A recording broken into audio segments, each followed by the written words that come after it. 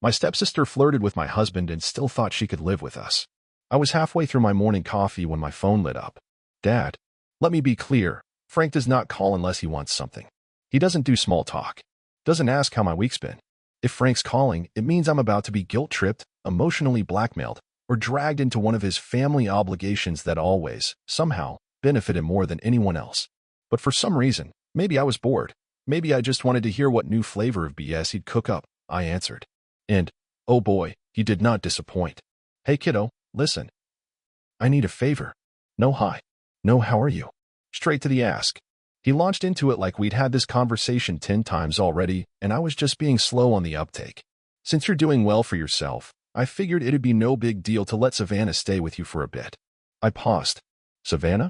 As in your wife's daughter? Savannah. Well, yeah. She's been going through some things. Tough breakup. Just needs a place to land. Tough breakup? I thought he was going to say she had cancer. Or lost her job. Or, I don't know, got hit by a truck. But nope, Savannah got dumped.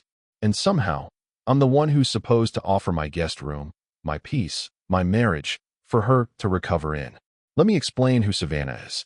She's 29 going on 15. Spoiled. Petty. Passive-aggressive on her best day. She spent the last few years throwing shade at me, making backhanded comments about how I married up, and worst of all, she flirted with my husband in front of me. I once caught her leaning into him at Thanksgiving, fake laughing at some story he was telling, twirling her hair, and touching his forearm like we weren't even there together. I told Frank about it back then. He said I was imagining things. Right. She just needs a place to stay, he said. You've got the space. You're stable. It's not like it'll cost you anything. I set my mug down and let that sink in. So, because I'm not living paycheck to paycheck, I'm expected to house a grown woman who's allergic to employment and thrives on drama? Before we go further, don't forget to like this story, hit subscribe, and tap the bell so you don't miss what happens next. Frank, I said, I have a better idea. How about Savannah gets a job and acts like an adult? Silence. Then he tried to play the you owe me card. I raised you. I took care of you. Now it's your turn to give back to this family. I couldn't help it. I laughed. Out loud. You mean the family you replaced with a new wife and her grown-ass daughter who hits on my husband? He got defensive. Said I was exaggerating. Said no one was trying to steal anyone's spouse. Then he dropped the bomb. If you don't help, maybe it's time I sell the old house. You know, the one you're living in. Ah, there it was. The threat. See, I live in the house my grandparents owned. It's where I grew up. Where I played with my cousins every summer. It's got history. And he thought that was his ace. You can't be serious, I said. I am. It's my house now. My parents' house. And if my daughter won't step up for family, maybe she shouldn't live in it.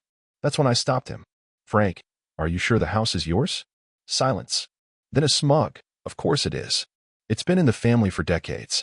I smiled. Yeah. And it was left to me. By them. I own it. Not you. Long pause. What? Yeah. Grandma and Grandpa left it to me. You were never even on the will. The lawyer called me. Years ago. You never checked, huh? And just like that, his whole plan collapsed. The silence on the other end? Golden. Then came the rage. He started ranting, accusing me of stealing his inheritance, of turning my back on the family. He said I was cold, heartless, disrespectful. I told him, you can scream all you want, but I own this house. And I'm not turning it into a halfway home for your freeloading stepdaughter. Then I hung up and took a sip of my coffee. Still hot? The next day, I woke up to a full-blown guilt parade in my inbox.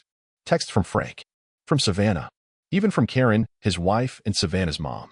Savannah had the nerve to message me directly. Did I offend you somehow? I know you never liked me, but I hoped you'd be decent enough to help me through a hard time. And the kicker? I already told people I was moving in with you. Now I look stupid. Yeah, not my problem. Maybe don't make announcements based on delusions. But it didn't stop there. Karen called me that night. She said Frank was stressed. That this was hurting his retirement plans. That if I didn't help, his health might suffer. Seriously? He's not 85 and wheezing on a ventilator. He's 60 and just wants to go RVing around Arizona. I asked her, why don't you take in Savannah? Silence. Then, we don't have the space. You mean you don't want to make space? She said I was being cruel. I told her she was being manipulative. Then I hung up again. And just when I thought they might finally get the hint, they showed up at my front door. Frank, Karen, and Savannah, arms crossed, acting like I owed her rent-free housing and a warm hug. Frank said if I didn't take her in, I'd be cut off from the family. I reminded him, this is my house, not yours, not hers. And if you don't walk away right now, I'm calling the cops. He didn't think I would. I did. You'd think after calling the cops on your father and stepsister, they'd get the hint, right? Wrong. Frank and Savannah don't take no as an answer. They hear it as try harder, manipulate more, or maybe if I show up one more time, she'll break. Spoiler, I didn't. But they sure tried. The very next morning, I was sipping my second coffee of the day when I heard it. Knock, knock, knock. I peeked through the blinds and just about choked on my drink. Savannah, alone this time, with a suitcase. I opened the door just a crack, phone in hand. What are you doing here? She had the audacity to smile like we were old friends. I thought maybe we could talk. Just us. No pressure. I stared at the suitcase. You brought luggage to talk? Well, I figured if things went well, I could stay the night. Let me pause here and explain something. Savannah isn't delusional. She's strategic. She knew exactly what she was doing. If she could get one foot in the door, literally, she thought she could manipulate her way into staying permanently. She always was better at playing damsel than taking responsibility. I opened the door a little wider, then stepped outside and closed it behind me. Let's talk right here, then. Her face dropped just a little. She tried the sympathy act. I know you don't like me. And honestly, I don't blame you. I've said things, done things. I wasn't always kind. Well, look who finally found self-awareness. But I'm really struggling right now, and I just need a place to reset. Just for a few weeks. I crossed my arms. You mean like the few weeks you stayed at Frank's place that turned into 2 years? She looked away, then back. This time will be different. I promise. That's when I laughed. I didn't mean to, but it just came out. A short, hard laugh. You don't have a job, Savannah. No car. No rent history. No timeline. What part of this is supposed to sound different? She bit her lip, probably debating whether to keep begging or flip the script and go full villain. She chose the begging. Please. I already told people I was moving in. I can't go back to them looking like a loser. Oh, there it was. This wasn't about shelter. It was about saving face. She had embarrassed herself by bragging about something she didn't have, and now she wanted me to clean up the mess. Well, I said calmly, maybe next time don't lie to your friends. And then she snapped. All that fake humility? Gone. You think you're so perfect because you got a house from your grandparents and a decent husband. You just want to see me fail. I blinked. Savannah, you've been failing long before I ever said no to you. Her mouth opened, but I wasn't in the mood for more drama. Leave. Or I call the police again. She stormed off, dragging the suitcase like a broken shopping cart, muttering something about karma and how I'd regret this one day. The irony? I was already planning the things she'd really regret. See, that interaction lit a fire under me. They thought this house was leverage. A bargaining chip. A weapon. But what if I sold it? Not because I had to. Because I could.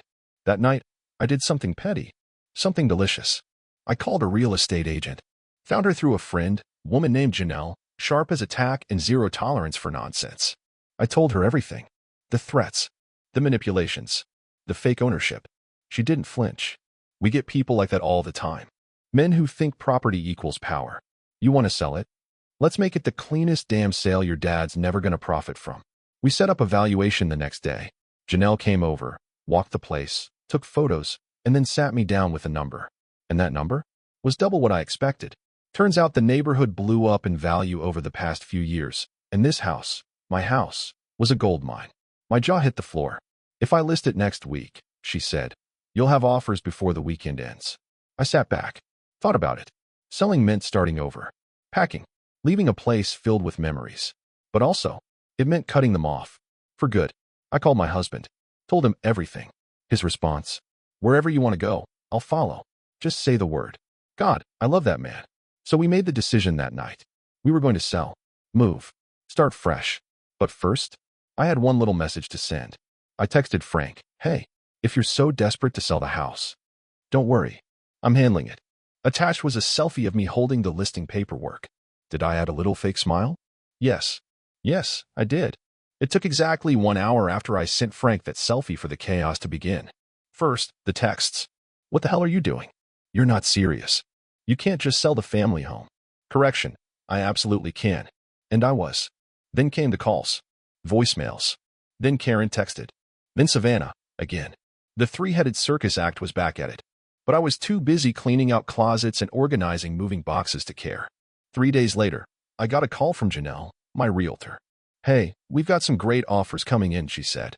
But you're not going to believe what happened this morning. I paused mid-fold on a sweatshirt. Go on. Some guy came into the office. Claimed he was the owner of your house. Said he wanted to cancel the listing. I swear I saw red. Let me guess.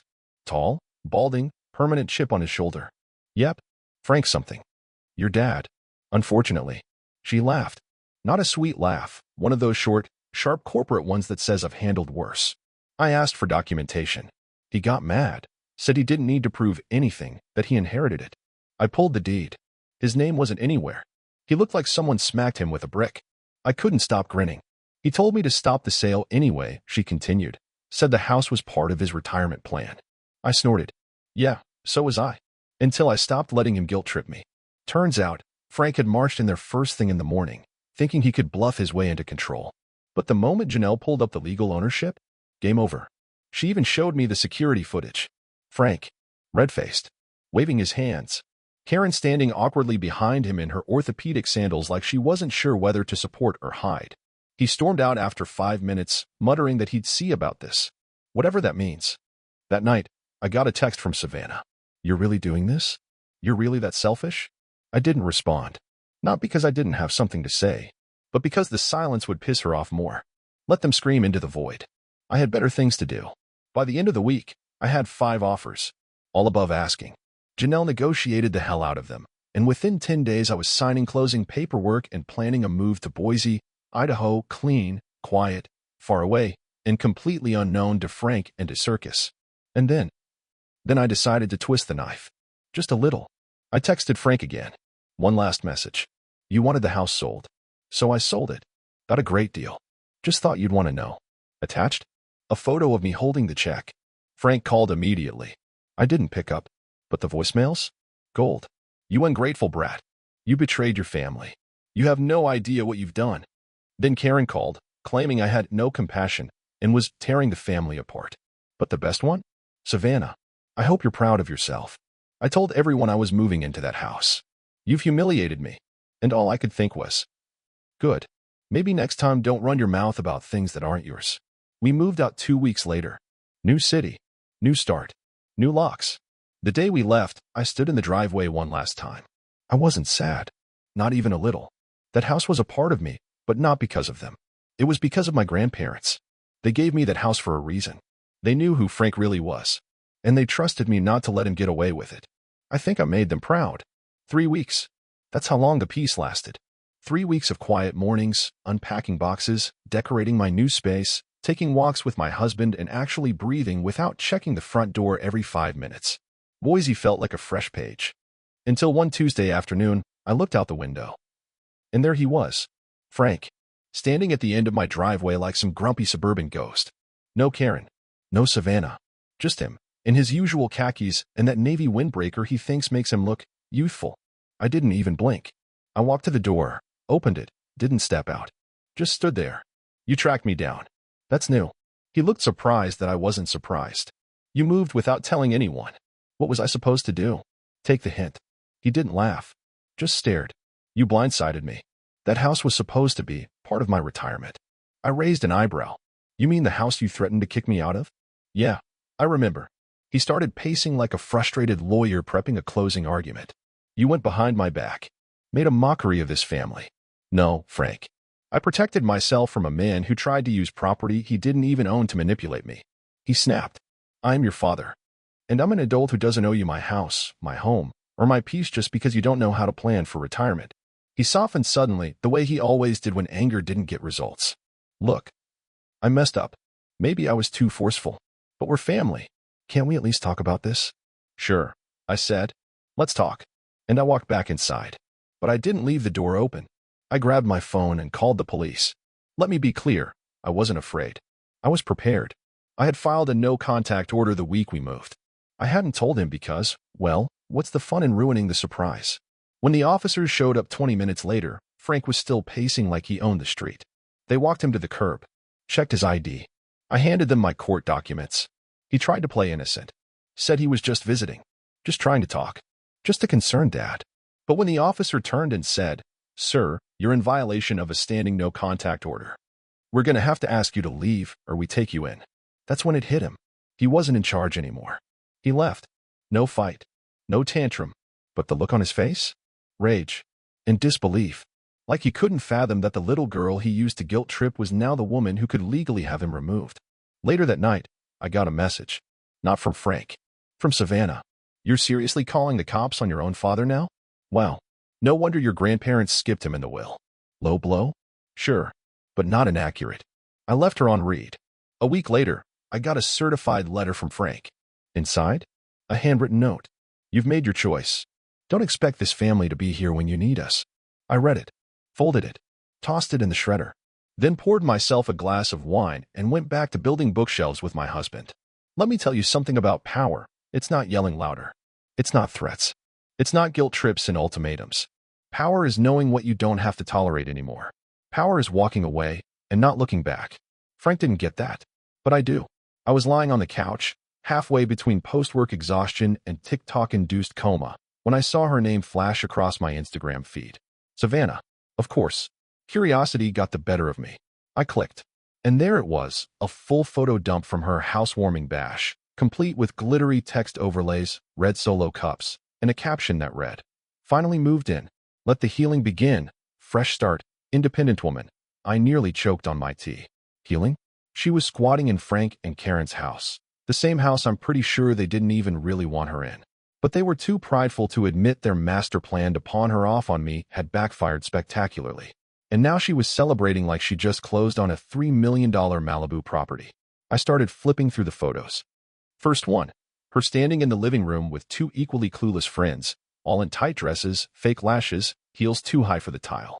Champagne in hand. Posing like this was news. Second pic, some shirtless dude doing a keg stand.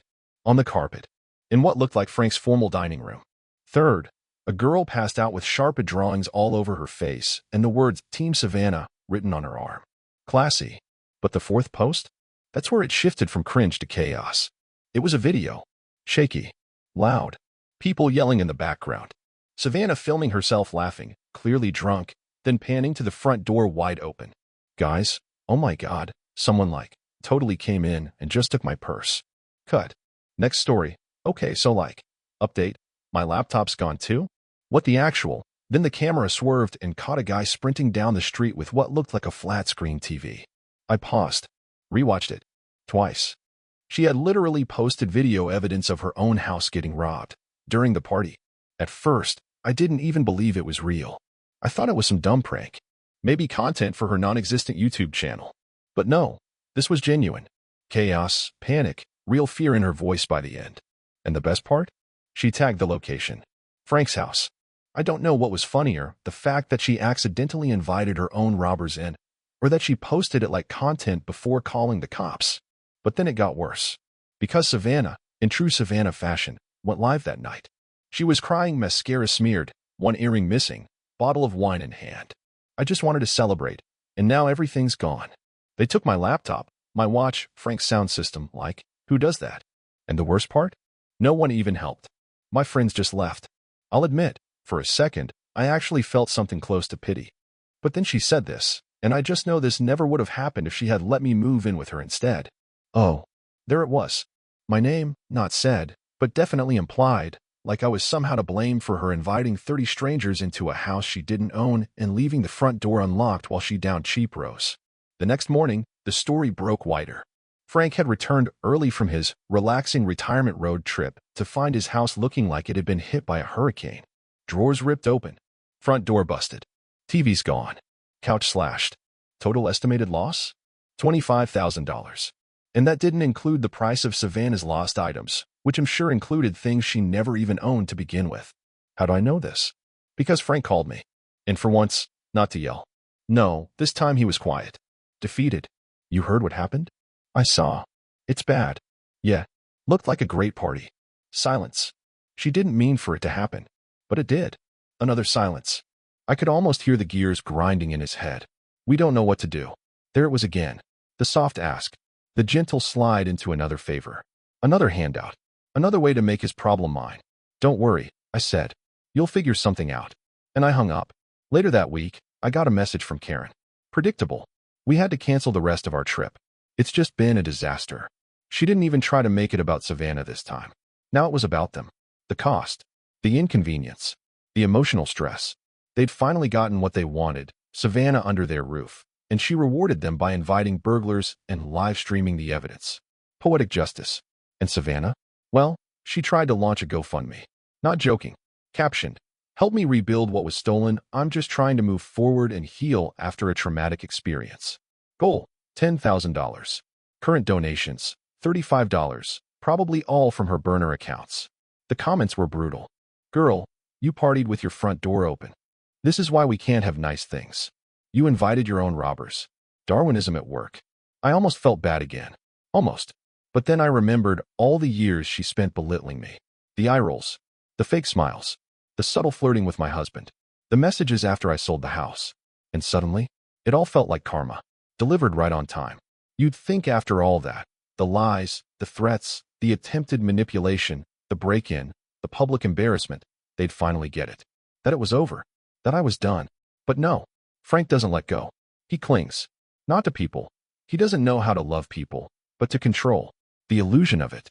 The desperate, pathetic idea that if he just pushes hard enough, people will fall back into place. Problem is, I'm not that kind of daughter. Not anymore. It had been a few months since the great house party robbery of Savannah's making. I'd fully settled into our new home in Boise. My husband and I had a garden, a routine, even some peace. The kind of peace you don't notice right away, like background music, but when it's gone, you feel it in your bones. Then Frank emailed me. Emailed. As if this was a business negotiation. Subject, reconnection and reflection. Dear Riley, I think enough time has passed. We should talk. I've been reflecting on everything, and I believe it's time we moved forward as a family. The audacity. He wanted to reconnect. Not apologize. Not acknowledge what he did. He wanted to fast forward past all the wreckage, past the screaming calls, the threats to sell my house, the random visit to my doorstep after I'd moved across state lines, the circus Savannah threw in his home, like it never happened. Like we could just move on. I didn't respond. But of course, silence only makes people like Frank louder. The next week, he sent another one. This one with photos of Savannah, standing in front of a tiny apartment with a mattress under her arm and what looked like a Craigslist sofa behind her. She's really struggling. We're trying to support her, but we're not getting any younger. You're stable now. Maybe you could. Nope. Not finishing that sentence. I deleted the email. The following week, Karen called. That was unexpected. I hadn't heard her voice since the last time she tried to guilt me into supporting the family by taking Savannah in like she was a stray poodle. I know things were tense, but it's been hard, Riley. We thought we'd be retired by now. Instead, we're working extra shifts and Savannah still hasn't gotten her life together. Not my problem, I said calmly. But not my problem. We're family. No, Karen. You married into my family. Savannah was never mine. She's your daughter. Frank is your husband. Figure it out. Click. A few days later, Frank went full nuclear. I got a letter in the mail. Handwritten. Like this was some Civil War drama. You may have the house, the money, and the upper hand, but you'll never have peace until you understand the value of family. It was almost poetic, if it weren't so pathetic. Then the real kicker. Someday, you'll be old. Someday, you'll want to come home. And you'll wish we were still waiting for you. The hell I will. I laughed so hard reading that letter. I actually cried a little. You see, that's what people like Frank don't understand. They think control equals love. They think fear equals respect. They think that if they shout loud enough, guilt hard enough, threaten something sacred enough, you'll fold. You'll fall back in line. You'll forget who they really are. But I didn't forget. And I don't owe anyone anything for simply being born into their dysfunction. Want to know how I ended this chapter of my life? I framed that check, the one from the house sale. I put it in my home office next to a sticky note with Frank's quote, "You'll regret this someday." I see it every morning. And every time I do, I smile. Final update? Savannah got evicted. Apparently, the apartment wasn't hers. It was subleased illegally. The mattress ended up on the curb. The sofa mysteriously vanished, probably sold, and she moved back in with Frank and Karen. Last I heard, Frank's working part-time at a hardware store. Karen's picking up weekend shifts at a bakery. Their retirement plan is toast. Karma? Maybe. I didn't have to lift a finger. They did it to themselves. As for me, I'm finally at peace. Not because they're suffering, though I'd be lying if I said it doesn't make for a satisfying plot twist, but because I no longer carry their expectations on my shoulders.